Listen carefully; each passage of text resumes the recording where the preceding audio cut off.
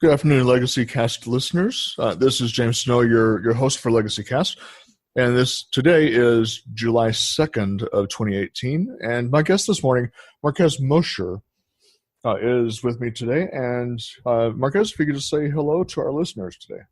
Hello, everybody. Yeah, it's great for you to be on here this afternoon. I appreciate you. It's morning, I guess, for you there on the West Coast, but here in Texas, it's just afternoon. So I thank you for being here. And I'd like to begin with just a few questions that pertain to legacy, since, as our name would suggest, we kind of focus on that, but not just in the, as some people might think, not just in the financial sector of it, but also what a legacy means just in a bigger picture, because it does mean something different to each person. And so what to you, Marquez, would having a legacy mean? For me, I've thought about that question because it seems to be a hot topic. Mm-hmm. And for me, it's very much more about what I'm leaving. And in my case, I have 4 kids. Sure. So a lot of it is wrapped up in that. Mm-hmm. I've always said kind of my job as a parent is to raise happy, healthy, well-adjusted, positively contributing members to society. And that's it. It doesn't go further beyond whether or not they want to go to college or whether they want to, whatever they want to do. Mm-hmm. There's certain things of course I would love for them to do, but ultimately I just want them to be happy and do what they want to do. And so for legacy, if I can achieve that, if my family can kind of keep moving forward with generations of positively contributing members to society, as far as them being happy and healthy and well adjusted. Sure. It seems simple, but that's what it comes down to for me. It doesn't have a lot to do with any other aspects that a lot of people sometimes think legacy goes with. Mm-hmm. Yeah, and so do you feel that having a legacy or building a legacy, do you think that that's an important consideration for people? Should they spend time thinking about that? I think it would be. I think it should be something that's on everybody's mind, mainly because one of the phrases I always like to use is think more, care more, live more. And it wraps up into the think more is a lot of it is think more about what you're doing, how your actions affect other people, and thinking about other people. And then the care more is to actually follow through with it, to actually care that what we're doing to other people, what we do to each other, what we do in society, and then live more by just kind of freeing up some of those bonds that we are always seem to be chained to. So that all gets tied in together, that I think everybody should be thinking to a degree, not necessarily letting it dictate their life or direct every single decision that they're making, but being on the top of their mind to think, what exactly is your lasting impact? What exactly are you doing? Sure. So how would you correlate that into what you do, say, from a business standpoint?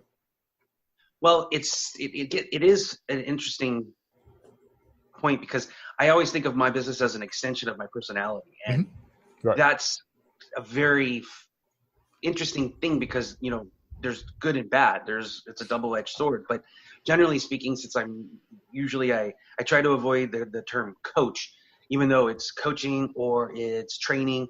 I like to think of it as a consulting or as a development specialist, because what I like to pride myself on is seeing things from different perspectives, being able to see things from different angles, different viewpoints, and then being able to actually recommend or go down roads that would be based on what you would do or what your personality or perspective would do. And that's what it is, to help free up people's, when they get into a rut or complacency. So as far as in my business goes, that's how I try to look at how I want to see their lives going. I want to see where what they're going to be looking for to improve their situation. And that's just an extension of what my personality is. But then on the other side, sometimes I miss what's right in front of me, just because I am trying so hard or I'm so used to seeing things from so many different perspectives. The most obvious thing right in front of me is what I miss. Sure. And that ends up being kind of usually ends up being a funny situation, but not always. Yeah. Yeah. And I can relate there, because, sometimes it is, like you say, the thing that's right in front of you that's the most obvious. And we're so focused on the details that we might miss the bigger picture and miss something that's right in front of us. Yeah. So if you were to kind of think of your business and its future from the CEO standpoint, what would you say maybe the 2 or 3 things are that would keep you up at night about your business? It's the number one thing is always, and it's almost contradictory, is that I look at things where I'm challenging people. I challenge their viewpoints and how they look at stuff. And the part of that worries me, that keeps me up at night, is sometimes, am I pushing too hard? Am I challenging too hard? I try to make sure that I think of everything from a point of support and encouragement. But when you are challenging people, you can step on toes, you can hurt feelings. And it's taken a little while to understand how easy that can happen. And a lot of times when you don't even know that you're doing it. So that's what keeps me up at night more than anything, is how am I getting a message across? How am I helping you, but doing it in a very constructive way, in a persuasive way? I don't like, there's other aspects. There's a kind of a charismatic bullying or a shocking oversimplification of things. And I try to stay away from that. I want to use intuition, education, logic, and sometimes that may or may not be enough. So I always worry, am I stepping on toes? Am I pushing too hard?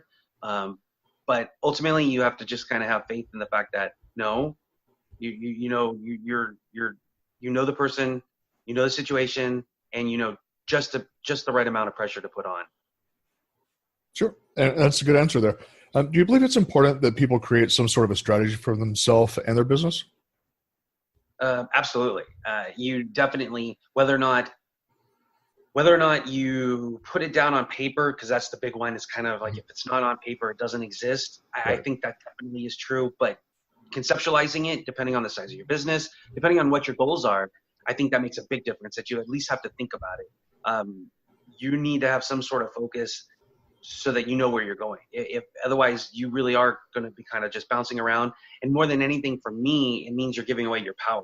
It's giving your away a power of choice to other people, because you will just kind of float with what they're saying or go with the mainstream. And while that's fine in a lot of cases, everybody should have their own opinion. It should be something that, deep down, they have their own specific thoughts, and they may be very similar to other people. And that's how we kind of group up. But it's very important for you to have at least some strategy to be able to understand that wherever you want to go, whether or not that's just, looking forward to the next weekend or looking forward to the next 5 years, whatever it is, you need to have some sort of plan. Yeah, I do agree with you there. What would you say the most common reason that entrepreneurs would fail or simply give up are? Being there, having been there, done that, a lot of it, I think, I really do buy into the entrepreneur spirit of where a lot of us go. We have a great idea, we get some traction, and then we hit that first peak or that first hill, and we might push over it. But on the other hand, if another idea comes and pops into our head and we get all excited about it, then we switch and then we jump to that. And if we do that enough times, you don't end up succeeding in any of them. So getting that why into the how and then into the what, it makes a big difference. And I think it's almost done without us even knowing it, because it's just the way the spirit goes. But if you do find someone who can do it with you, they're usually the person that can help you push over that, so that you don't just keep bouncing and bouncing and bouncing. Sure. Yeah, I love to certainly surround myself with people that can not only help me with that focus, but help me stay accountable to what my goal is. Because occasionally we had that ooh squirrel sort of scenario where we're trying so hard on something, but then there's this shiny object that pops up and it's like, ooh, shiny. Cool. And we just divert ourselves. And before long, we spend a lot of time and energy, on these other non-productive, income generating things. And like I say, then you start to struggle. Yeah, it definitely is difficult, because it's just constant, well, what about this? What about this? What about this? And then all of a sudden you're like, oh yeah, I completely forgot I started that, last year, or and you get distracted. Yeah, and kind of on that note, that sort of leads me to my next question is, for me, one of the things that I would recommend people look out for is the too many distractions. But what other specific roadblocks would be that you would advise a new entrepreneur to watch out for? I think a big one and a little bit of a personal experience is trying to grow too quickly. Mm-hmm. I think that's a major one, that we get so excited and we keep moving, and then there may be the opportunity to grow. And just because the opportunity to grow is there doesn't necessarily mean you need to take it. And when I say grow, I mean business-wise, whether it's expanding. Sometimes it may not be the right time. And that's a hard one to decide on, because you really do want to keep going. You want to keep building. You want to keep growing. And then it can be a downside. It can be a downfall. You see it all the time, even with the bigger corporations, where they expand too quickly and then they have to shut down stores. Right. I think that's the biggest pitfall that lies in there, that sometimes it might be the right time and just go full steam, but other times it's like, no, right now isn't the time. And yes, that opportunity will come around again. If you're doing what you want to do and you're doing it well, that opportunity will come back around again. Yep, and that you make a good point there, because I've seen, especially in the business owners that I'll be consulting with, they're wondering, should they do that expansion, or should they create a new vertical within their business? And one of the things that I'll often tell them is, if your business is suffering because you haven't done that yet, then it might be the right time. But if you are just wanting to do it because you're eager, then it's absolutely not the right time. Yes, that is a great delineation between the two. And it's sometimes it's going to take a hard look to go, well, which is this? Is this my ego, mm-hmm. or is this really the right thing to do? Right. So as far as support and resources, obviously, as entrepreneurs, we do require, different support groups or different resources that we can tap into. What would you say some of those are that a new entrepreneur should be looking for? Well, the simplest one is all of the books that are out there. And of course, it doesn't have to just be books. It can be any type of media. But those ones, I mean, there's so many that have been written on it, that if you're finding someone in the industry that's already done it, or at least seems to speak to you regarding entrepreneurship, mm-hmm. that simple act of just soaking that in, whether or not you're listening to the book or reading the book or however you're taking it in, I think can go a long way, because it will give you different perspectives as to what you may or may not have missed. That's the simplest resource right there. If you can actually surround yourself with other people that share your vision, that have, like, there's, some of the how people as opposed to the why people, and that are more of the operations, those are really helpful too. Basically trying to find complementary pieces to what you are. If you're very much the sales side of things, then needing someone who's the operations side of things. If you're much more of the engineer type of thing, then you need someone who's in the sales side of things.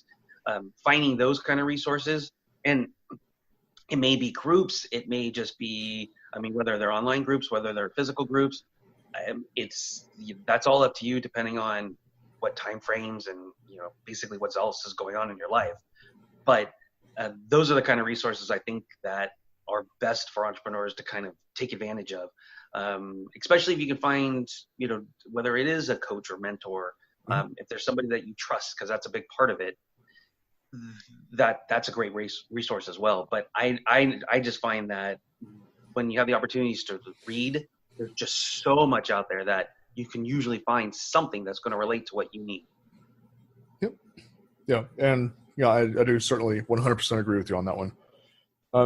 Now, we're sort of in a very unique environment right now in society, because we've been hearing a lot of things, especially in the news media, about businesses taking a stand for their values, and they'll make decisions based upon that. How would you advise a business to incorporate that into their own